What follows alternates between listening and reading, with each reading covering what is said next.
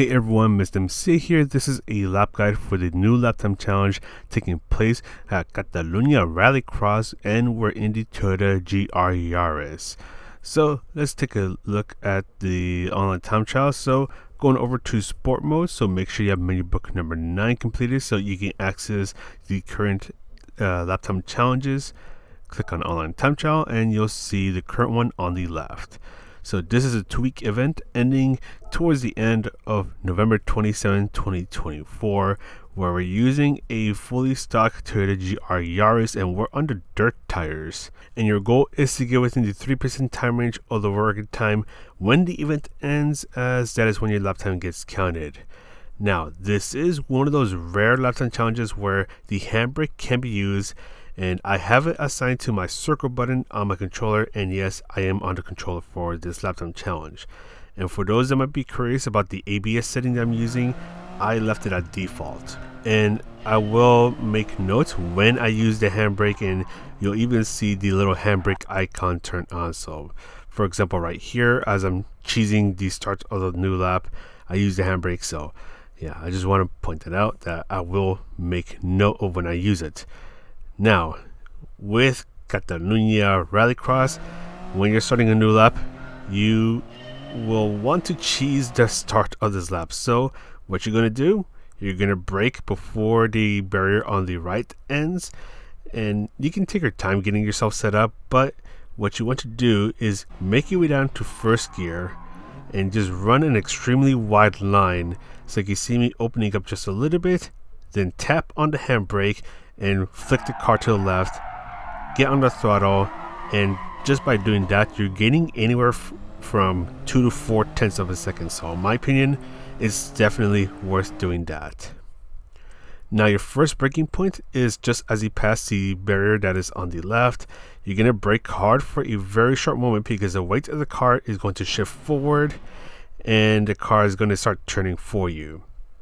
Your turning point is when this green area on the left starts, and that's where you start to flick the car towards the right. And I'll wait a little bit before shifting down to second gear, and then just gradually get back on the throttle to try to prolong the slide just a little bit more until about here. And you might have seen it just for a moment where I lifted off of the throttle a little bit to try to regain some of that grip to get myself straightened up for the next section of the track.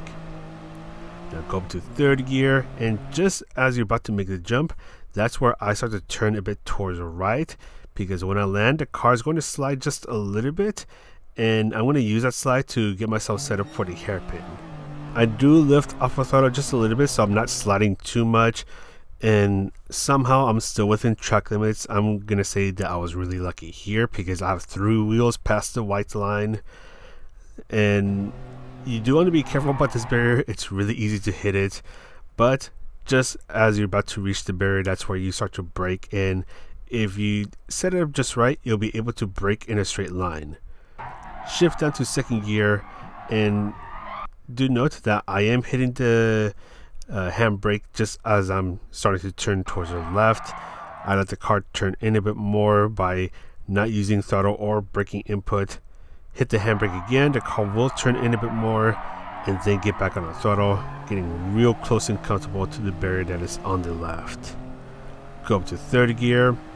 For this turn, you will stay on third gear, and as you pass the second sign on the right, that's where you start to brake and use the first sign on the right as your turning point.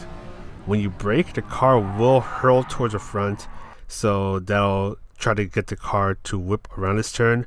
But I do use the handbrake to try to force this car to turn a bit more, because at least in my experience, the car doesn't really like to turn over here. So I use the handbrake and try to ride this curb to force the car to turn. And just as I'm starting to go away from the curb on the left, that's where I start to use all of my braking power, because I want to slow myself down to get myself set up for the second part of the chicane. And I will eventually shift down to second gear right here. So down to second gear, I brake just a little bit more, and I do use the handbrake and start turning towards the left. You will be playing with the track limits here. It is possible to go off track as you hit this apex, so do be careful about that. And get back on the throttle. Stay on second gear as you're finishing up your lap, and You can use this pillar on the left as your braking point, but you want to brake before you pass it. And that's if you need a reference point. With me, I kind of just had that feeling. It's like, okay, here I need to brake. But anyways, brake as much as you can in a straight line, and before you pass the barrier on the right, that's where you flick the car towards the right and use the handbrake at the same time. You're just going to tap on the handbrake for a brief moment, and as the car starts to whip around, quickly get back on the throttle and finish your lap. And do be careful about dropping down too much speed, because you do risk getting a bit of turbo lag. Now we're going to go through this again, this time not stopping the video. I do have the replay up, and I'll leave a link to the in-game replay in the description down below if you want to access it. So here, just using the weight shifting to try to force this car to slide around this long right turn. A little bit of throttle control to try to control the amount that I'm sliding around, as you don't want to slide too much. That will hurt your momentum. A little bit of the handbrake usage here for this hairpin. Just try to force the car around these corners as quickly as possible. Get back on the throttle as soon as you can. A little bit more handbrake usage here because the car just doesn't like to turn over here. A little bit more handbrake usage. Yeah, you can see that I keep spamming the circle button, which is my handbrake button here. Definitely use the handbrake. Whip the car around the turns. Try to get back on the throttle as soon as you can. And you will need to be real close and comfortable with the barriers, as it is possible to hit them, but if you want to try to get the best time possible, you'll need to get really close to them.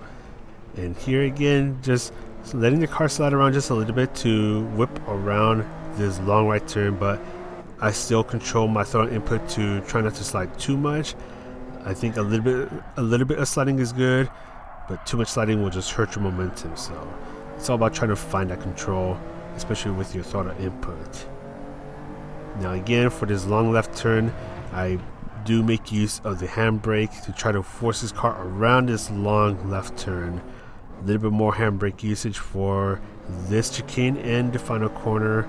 Trying to brake in as straight of a line as possible, and then once I'm ready to use the handbrake, that's where I start to turn, get back on the throttle, and that's it for the lap guide. So hopefully this lap guide helps you out even just a little bit, because this one's a bit of a tough one, if I'm honest with you. But that's going to be it for me. Take care, everyone. This is Mr. CA, and I'll see you in the next video.